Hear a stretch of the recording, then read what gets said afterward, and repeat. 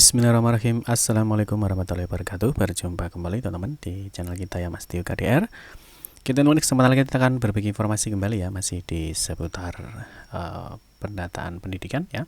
Di sini nanti kita akan memberikan kabar baik ya, tentunya untuk tenaga honorer ya, yang mana tentunya bagi rekan-rekan yang kemarin mungkin sudah masuk di database BKN, tentunya untuk seleksi CPNS ataupun P3K di tahun 2023 ini ya. Nanti kita juga akan melihat berapa sih kebutuhan dari ASN ya, CPNS atau P3K di tahun 2023. Nah, menariknya teman-teman, di sini ada tenaga teknis ya.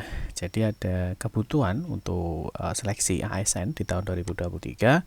Di sini untuk kebutuhan tenaga teknis ini lumayan banyak. Nah, semoga nanti bagi rekan-rekan tenaga honorer ya yang sudah masuk di database BKN lain, nanti semoga saja ya dia bisa mengikuti seleksi dan bisa lolos untuk tahun 2023 ini. Nanti kita akan bahas teman-teman ya, ada informasi apa terkait dengan tenaga honorer dan juga diseleksi untuk ASN di tahun 2023 ini. Untuk itu silahkan simak videonya sampai dan selesai, dan semoga teman-teman bisa mendapatkan informasi terbarunya. Seperti biasa, kita akan kembali mungkin bagi kalian yang baru bergabung di channel ini atau mungkin baru melihat channel ini, jangan lupa klik tombol like dan subscribe. Silahkan bunyikan lonceng notifikasinya biar Anda selalu mendapatkan informasi-informasi terbaru dari kita. Bagi kalian yang suka baca berita, silahkan kunjungi saja di laman resmi kita mastiukd.com. Di sini kita akan berbagi informasi khususnya di seputar dunia pendidikan. Oke, kita mulai teman-teman ya. Jadi ada kabar baik apa sih untuk tenaga honorer bagi rekan-rekan yang sudah masuk di database BKN ya. Tentunya ini untuk seleksi ASN di tahun 2023. Yang pertama teman-teman, di sini kemarin ada rapat koordinasi ya tentang pengadaan ASN tahun 2023. Yang mana kalau kita lihat ada edarannya ya, ada edaran resmi yang mana di sini ada undangan rapat koordinasi untuk persiapan pengadaan ASN tahun 2023. Nah, yang mana kalau kita lihat teman-teman, dalam agenda rapat itu ya, ada persiapan pengadaan ASN tahun 2023, ada penyerahan atau penetapan kebutuhan ASN di lingkungan instansi pemerintah untuk tahun 2023, dan ada uji publik untuk rancangan undang-undang ASN atau aparatur sipil negara. Nah, di sini teman-teman ada kabar gembiranya ya, bahwa untuk rekrutmen ya, untuk rekrutmen di sini pemerintah akan merekrut 572.496 ASN di tahun 2023. Dari sini Menteri Pan-RB dari sini dioptimalkan untuk penanganan tenaga non ASN ya, salah satunya bagi teman-teman yang sudah masuk ya di dalam database BKN. Nah, kalau kita lihat teman-teman informasinya ya. Nah, di sini pemerintah ya melalui Kementerian Menpan-RB ya, di sini telah menetapkan sebanyak 572.496 formasi ya untuk ASN. Ini secara nasional untuk tahun 2023. Datanya per 1 Agustus 2023. Nah, di sini untuk formasi ya ada 72 instansi pemerintah pusat. Nah, ini sebanyak 78.862 untuk ASN, dan pemerintah daerah ini ada 493.634 ASN. Nah, di sini untuk alokasi formasinya teman-teman, ini untuk pemerintah pusat ya ini ada 28.903 ini untuk CPNS, dan 49.000 sekian ya ini untuk P3K. Ini untuk yang pusat ya. Nah, sedangkan untuk yang daerah, nah ini ada sebanyak 296.000 ini untuk P3K guru. Jadi P3K guru untuk tahun 2023 ini, jadi nanti formasinya ada 296.084. Nah, untuk P3K kesehatan ya, di sini formasi yang dibuka ini adalah 154.724. Nah, sedangkan di sini untuk tenaga teknis ya. Nah, tenaga teknis ini ada 42.826. Tentunya ini terbagi dari beberapa daerah. Nah, terus proses seleksi ini akan dimulai pada September 2023.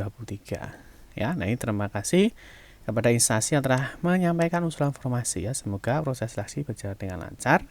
Nah, ini kita menjamin semua fair ya, tidak bisa titip-menitip. Kita berharap ASN bisa melahirkan kinerja berdampak yang dapat dirasakan masyarakat sesuai dengan arahan Pak Presiden Joko Widodo. Nah, terus berikutnya teman-teman, di sini di informasi kedua.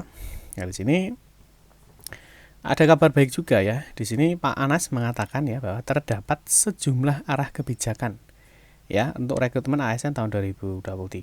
Yang pertama, di sini fokus pada pelayanan dasar dengan guru dan tenaga kesehatan. Jadi guru dan tenaga kesehatan ya atau pendidikan atau kesehatan tetap menjadi prioritas ya untuk tahun 2023. Nah, ini menjadi formasi yang paling banyak disediakan ya, hampir 80% formasi 2023 ini untuk guru dan tenaga kesehatan.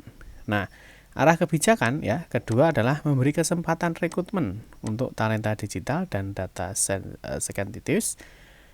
Ketiga, mengurangi rekrutmen pada formasi yang akan terdampak transformasi digital. Nah, ini Pak Anas menambahkan, rekrutmen ASN juga dimaksudkan sebagai upaya untuk seoptimal mungkin menyelesaikan penataan tenaga non-ASN atau yang disebut dengan tenaga honorer. Nah, ini diketahui jumlah tenaga non-ASN sebanyak 2,3 juta. Dan saat ini dalam proses audit BPKP bersama BKN ya. Jadi semoga saja nanti teman-teman ada bisa mengikuti seleksi ya. Nah, ini pemerintah secara konsisten ini memberikan informasi ya, menunjukkan keberpihakan untuk tenaga non-ASN atau honorer juga kepada ex tenaga honorer kategori kedua karena mereka telah mengabdi. Nah, maka rekrutmen ASN 2023 ini sebanyak 80% teman-teman ya, diantaranya untuk pelamar dari tenaga non-ASN dan 20% ini untuk pelamar umum. Nah, ini penjelasan dari mantan Kepala Lembaga Kebijakan Pengadaan Barang atau Jasa Pemerintah LKPP tersebut. Jadi semoga saja di sini ada rekrutmen ya. Jadi ada 80% ini untuk tenaga non-ASN. Semoga nanti teman-teman bisa bisa lolos untuk seleksi di tahun ini. Nah, terus berikutnya teman-teman di sini untuk informasi yang berikutnya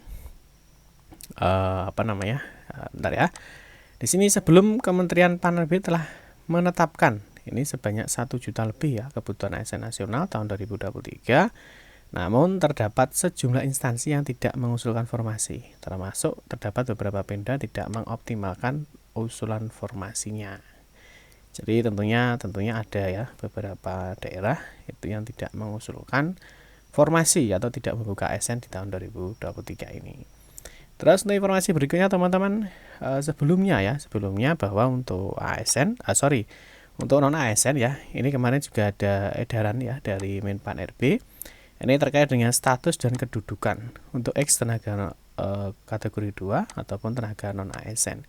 Yang mana teman-teman kalau kita lihat di titik poinnya ya, kalau kita lihat di sini PPK, nah ini tetap menghitung dan tetap mengalokasikan anggaran untuk pembiayaan tenaga non ASN yang sudah terdaftar dalam pendataan tenaga non ASN dalam basis data BKN. Jadi artinya rekan-rekan tenaga honorer tetap dialokasikan anggarannya untuk pembiayaan tenaga non ASN.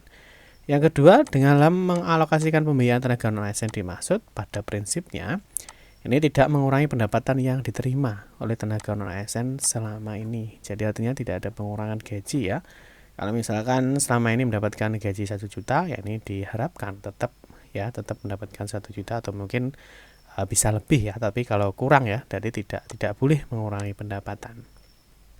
Ya, berikutnya PPK dan pejabat lain dilarang mengangkat pegawai non ASN atau non P3K untuk mengisi jabatan ASN atau tenaga non ASN lainnya ya. Ini jadi beberapa informasi ya.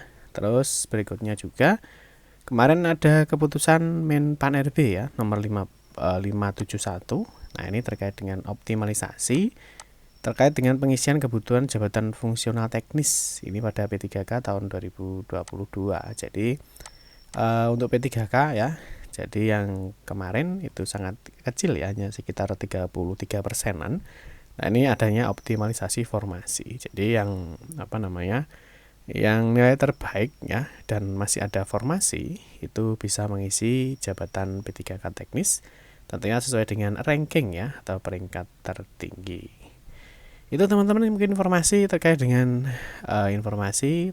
rekrutmen ya atau tenaga honorer untuk seleksi P3K ataupun CPNS di tahun 2023 ini. Dan semoga saja teman-teman kita semua diberikan kemudahan, semoga nanti bisa mengikuti seleksi ASN dan bisa lolos seleksi di tahun ini. Amin ya rabbal alamin. Cukup sekian saja informasi yang dapat kami sampaikan. Semoga informasi ini bermanfaat. Mohon maaf jika ada salah kata dalam memberikan informasi dan penjelasan. Kita berjumpa kembali di video-video berikutnya. Saya akhiri, wassalamualaikum warahmatullahi wabarakatuh.